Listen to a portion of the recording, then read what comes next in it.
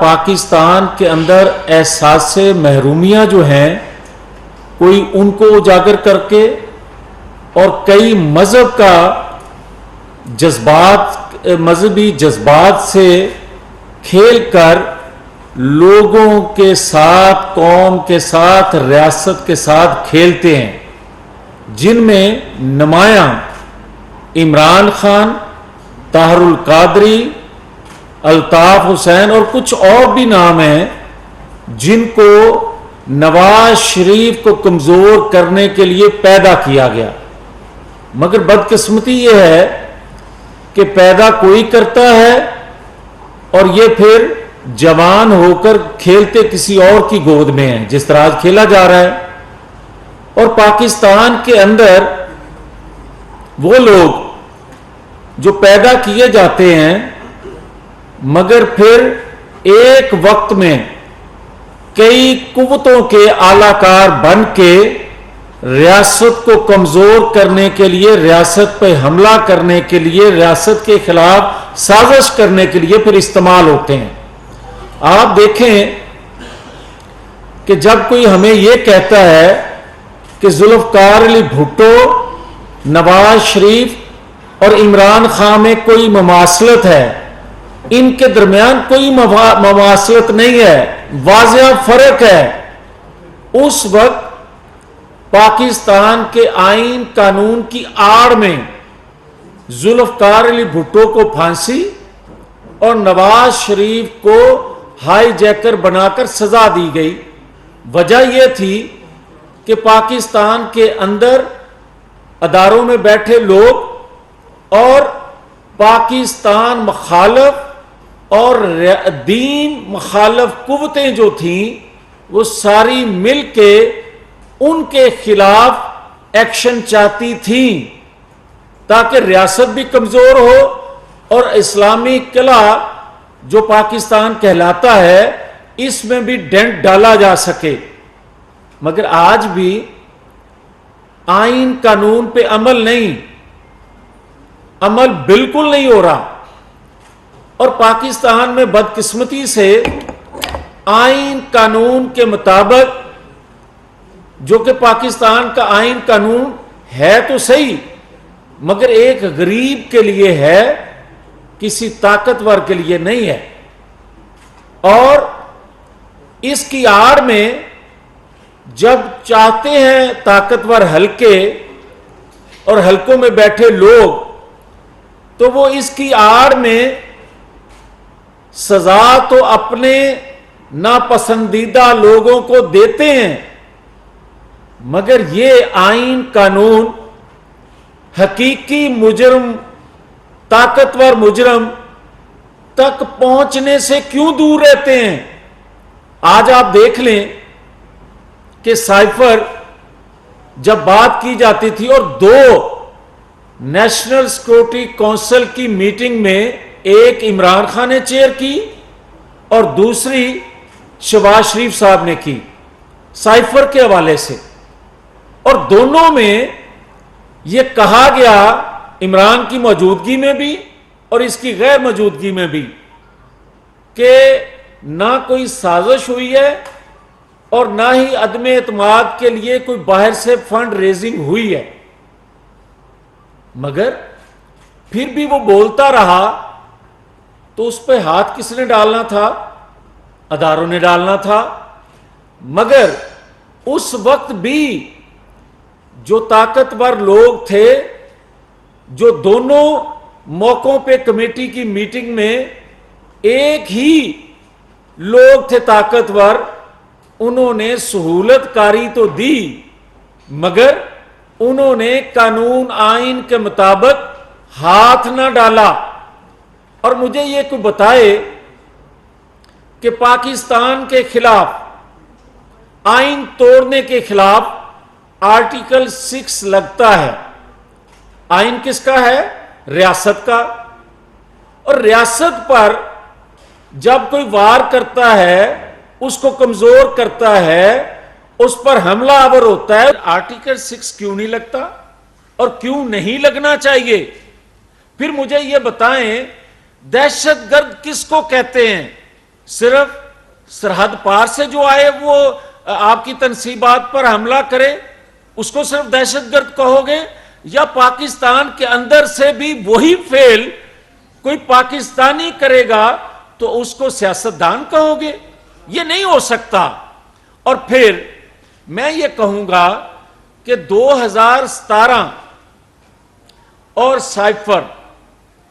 اس کے کردار تقریباً ملتے جلتے ہیں، اور جن کا کام تھا، جن کے مقاصد تھے، کوئی ایکسٹینشن لینا چاہتا تھا، کوئی فیوچر میں آرمی چیف بننا چاہتا تھا، کوئی کسی ادارے کا چیف زیادہ دیر تک رہنا چاہتا تھا۔ یہ کیا باتیں آج کسی سے پوشیدہ رہ گئی ہیں کہ آج اعظم خان کے انکشاف کی ضرورت محتاجی رہ جائے؟ کیا آج اگر اعظم خان کے حوالے سے یہ کہا جائے کہ اس کی آڈیو تو اس سے پہلے بھی آئی تھی، تو آج اس نے کون سی نئی بات کر دی؟ اس وقت کہا جاتا تھا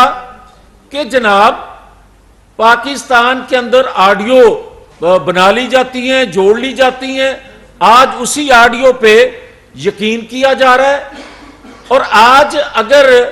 اس پہ یقین کیا جا رہا ہے ایک آڈیو پہ جو سائفر کے حوالے سے ہے، تو بھائی باقی آڈیوز جو ہیں وہ بھی دیکھ لیں۔ ہونا تو یہ چاہیے تھا کہ جب 2 کمیٹی کی نیشنل سیکورٹی کمیٹی کی میٹنگ ہوئی تھی، اس کے بعد از خود نوٹس لیا جانا چاہیے تھا۔ آپ 4 شراب کی بوتلیں پکڑی جائیں، اس پر از خود نوٹس لے سکتے ہیں۔ آپ یہ تو کہہ سکتے ہیں کہ فلاں بندہ فلاں گیٹ سے نہیں آئے گا، فلاں گیٹ سے آئے گا۔ تو مجھے یہ بتاؤ کہ گاڑی کا رنگ یہ ہونا چاہیے، تو کیا ریاست پر حملہ کرنے والوں کے خلاف 1 سال 1.25 سال ہو گئے؟ آپ مجھے یہ بتائیں کہ جہاں ریاستی اداروں کے خلاف ذہن سازی کی جا رہی تھی، ریاست کے خلاف ذہن سازی نوجوانوں کی جا رہی تھی، یہ کہہ کر کہ احساس محرومی جو آپ کا ہے، آپ کمزور جو ہیں، آپ بھوک ننگ میں ہیں، جو قرضوں میں لدے ہوا ہے پاکستان، جو وہ غلام ہونے کی وجہ سے ہے، اور فلاں ریاستوں کے غلام ہیں، آپ کے ادارے بھی آپ کو غلام رکھنا چاہتے ہیں۔ تو پھر اس وقت سمجھ نہیں آ رہی تھی کہ ہم کدھر جا رہے ہیں؟ اور پھر جب اس غلامی سے خود ساختہ غلامی اور خود ساختہ انقلاب نکالنے کے لیے ذہن سازی کی جا رہی تھی، تو اس کی کوکھ سے 9-10 مئی نکلا، 9-10 مئی کا سیاہ دن نکلا، اور پھر 9-10 مئی کے بعد بھی کیا کام رکا؟ کیا اسرائیل نے آپ کے پاکستان کی حمایت کی یا پاکستان کو کمزور کرنے والے کی حمایت کی؟ اس نے بتایا کہ ذوالفقار علی بھٹو کا قتل ہو، نواز شریف کو ہائی جیکر بنا کر سزا دے دی جائے، یہ انسانی حقوق کی خلاف ورزیاں نہیں ہیں، اس کو تاحیات بے گناہ ہوتے ہوئے نااہل کر دیا جائے، یہ انسانی حقوق کی خلاف ورزیاں نہیں ہیں، بلکہ جس کو کچھ بھی نہیں ہوا اور اس نے پاکستان کی اینٹ سے اینٹ بجا دی، اس کو کچھ نہیں ہونا چاہیے۔ تو پاکستان کا آئین قانون یا اس کو نافذ کرنے والے ادارے کہاں ہیں؟ 2 ماہ سے اگر میری ریاست پوچھ رہی ہے کہ میرے پہ حملہ آور ہونے والوں کو سزا ملے گی، کب ملے گی، کوئی جواب نہیں ہے، تو پھر میں 2017 کے کرداروں کو کٹہرے میں دیکھوں تو میری آنکھیں پھر دھوکہ کھا رہی ہیں۔ 9-10 مئی کے ملزموں کو سزا نہیں مل سکتی۔ سائفر ایک ایسا بیانیہ جو گھڑا گیا، جو پاکستانی اور جہاں اور جس ملک میں انصاف کا قتل ہوتا ہے، وہاں ایسا وائرس، زہریلا وائرس سروائیو کرتا ہے، پھیلتا ہے کہ ریاستی اداروں کا اپنے پاؤں پہ کھڑا ہونا مشکل سے مشکل ہوتا جاتا ہے، قومیں متحد نہیں رہتی، پاکستان کے ساتھ مذاق کیا جا رہا ہے انصاف کے نام پہ، اور انصاف وہ جو 2 مہینے میرے سیاستدانوں کو تو چھوڑیں، وہ تو ریاست پہ قربان ہوتے آئے، مگر ریاست کسی سیاستدان پر قربان ہو جائے یہ نہیں ہم برداشت کر سکتے، یہ کسی صورت ہونے نہیں دیں گے۔ اور آج بھی یہ بات کہہ رہا ہوں کہ اگر جو کہ انشاءاللہ میں سمجھتا ہوں کہ دیر صحیح مگر دیر سے ہی صحیح، آہستہ آہستہ 80-90% لوگ جان چکے ہیں کہ ہمارے ساتھ کھیل 2017 سے کیا کھیلا جا رہا ہے اور اس کے کردار کون کون سے ہیں، مگر جو 10-20% نوجوان جس کی ذہن سازی کی گئی ہے اس کو مایوس کر دیا گیا ہے کہ اب خونی انقلاب کے بغیر یا پاکستان کے اندر افراتفری، تفریق اور خانہ جنگی کے بغیر مسائل کا حل نہیں ہے۔ میں ان سے یہ کہنا چاہتا ہوں کہ آج بھی پاکستان کے پاس ایک طاقتور انجن ہے، ایک بہت طاقتور انجن ہے خدا کے فضل و کرم سے، جو صرف مسلم لیگ کو انتخابی کیمپین میں، انتخابی نتائج میں ایک بڑی طاقت فراہم نہیں کر سکتا، بلکہ وہ مسلم لیگ کے ساتھ ساتھ پاکستان کے انفراسٹرکچر، پاکستان کے انتظامی ڈھانچے، پاکستان کے اداروں میں جو کمزوریاں آ گئی ہیں، جو معیشت تباہ ہو گئی ہے، جو آج کے حالات ہیں، اس میں وہ طاقتور انجن نواز شریف پاکستان کو آج بھی اس بھنور سے نکالنے کی پوزیشن میں ہے۔ شرط صرف ایک ہے کہ برودی سرنگیں اس کی پٹری پر بچھانی بند کر دی جائیں، اور میں جو سمجھتا ہوں کہ جو برودی سرنگیں بچھائی جاتی تھیں نواز شریف کے ٹریک پر، اس کی ترقی کے جو ٹرین تھی اس کے سامنے آج بچھانے والے بھی محسوس کر رہے ہیں کہ نواز شریف ہی ایسا ایک طاقتور انجن ہے جو قوم کو جوڑ سکتا ہے، جو معیشت کو سنبھالا دے سکتا ہے، جو 9-10 مئی کو چہرہ پاکستان کا دنیا میں مسخ کیا گیا اس کو پھر سے صاف کر کے دنیا میں ایک قابل عزت وقار دوبارہ سے حاصل کر سکتا ہے۔ وہ نواز شریف انجن ہے جو ایک آزمودہ انجن ہے، جس کو بار بار آزمایا جا چکا ہے، جس کے ساتھ بار بار ناانصافیاں ہونے کے باوجود بھی وہ مثبت سوچ سے اسی ٹریک پر پھر چڑھتا ہے، پھر اتارا جاتا ہے، پھر چڑھتا ہے، پھر اتارا جاتا ہے۔ تو میں سمجھتا ہوں کہ چوتھی بار اب پاکستانی عوام کے ساتھ ساتھ اداروں میں بیٹھے لوگ جو ہیں وہ بھی محسوس کر رہے ہیں کہ عوام کی حمایت سے، عوام کی خواہش کے مطابق ہم بھی مثبت رول ادا کریں تو پاکستان اپنی منزل تک پہنچ سکتا ہے، اور یہ قوم متحد ہو کے اس ٹرین کو، کمزور بوگیوں کو طاقتور انجن کے ساتھ جوڑ کے وہ اپنی منزل تک لے کے جا سکتا ہے۔ تو میں آخر میں یہ ضرور کہوں گا کہ اگر کوئی سمجھتا ہے کہ سارے فیصلے،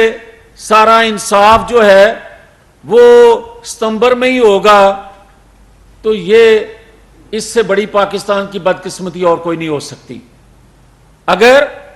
مایوس ہو جائے قوم، یا تمام فیصلے جو ہیں وہ جوڑ دیے جائیں، انتظار کیا جائے ستمبر کا، تو پھر اس سے بڑا ظلم جو ہے، اس قوم کے ساتھ، اس ریاست کے ساتھ، اور کیا ہو سکتا ہے کہ صرف اور صرف چند شخصیات کے گرد جو ہے ریاست کی تقدیر جو ہے وہ گھوم رہی ہو، قوم کی تقدیر گھوم رہی ہو، اور ریاست کو انصاف نہ دیا جا رہا ہو۔ میں انشاءاللہ تعالی اس مایوسی کے عالم میں بھی، اس پریشانی کے عالم میں بھی بتا رہا ہوں کہ ایک ہوپ ہے، ایک امید ہے اس طاقتور انجن نواز شریف سے قوم کو، کہ انشاءاللہ جب چوتھی دفعہ نواز شریف وزیر اعظم بنیں گے تو پہلے سال ڈیڑھ سال کے اندر انشاءاللہ تعالی سی پیک مکمل کریں گے، اور سی پیک مکمل ہونے سے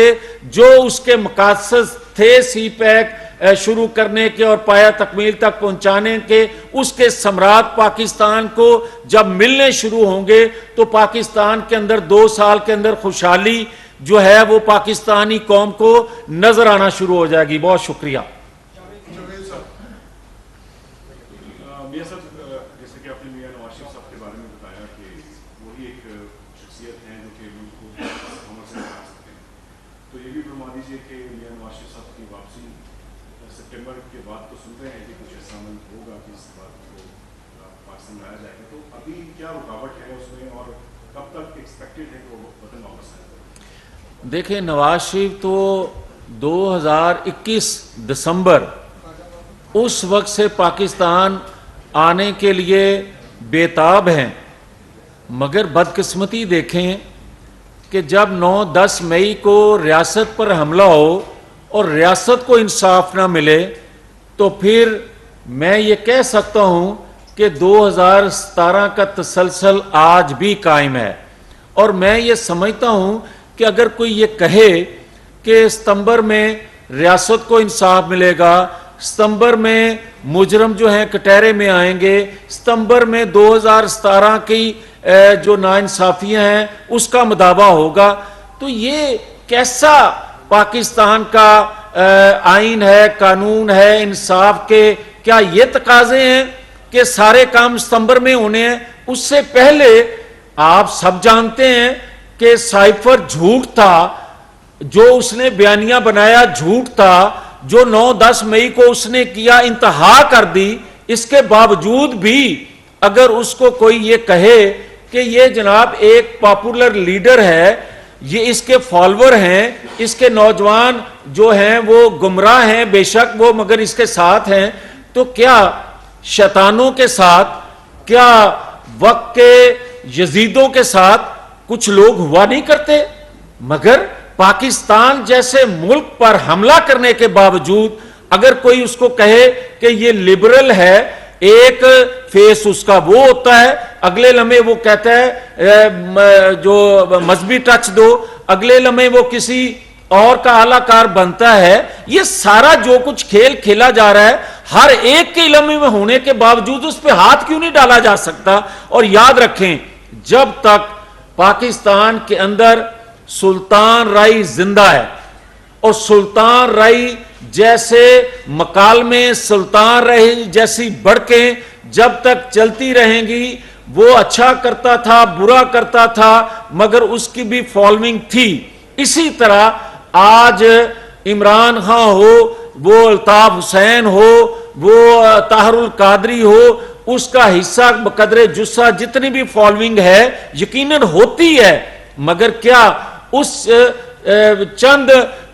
فیصد لوگوں کو دیکھتے ہوئے پاکستان کو برباد ہونے دیں گے؟ نہیں ہو سکتا۔ اس لیے یہ میں سمجھتا ہوں کہ اگر یہ وائرس، اگر یہ سازش مکمل طور پر ختم کرنی ہے کہ دوبارہ 9-10 مئی کا واقعہ پیش نہ آئے، تو اس کو گرفتار کر کے آئین قانون کے مطابق سزا دینا لازم ہے۔ Thank you sir.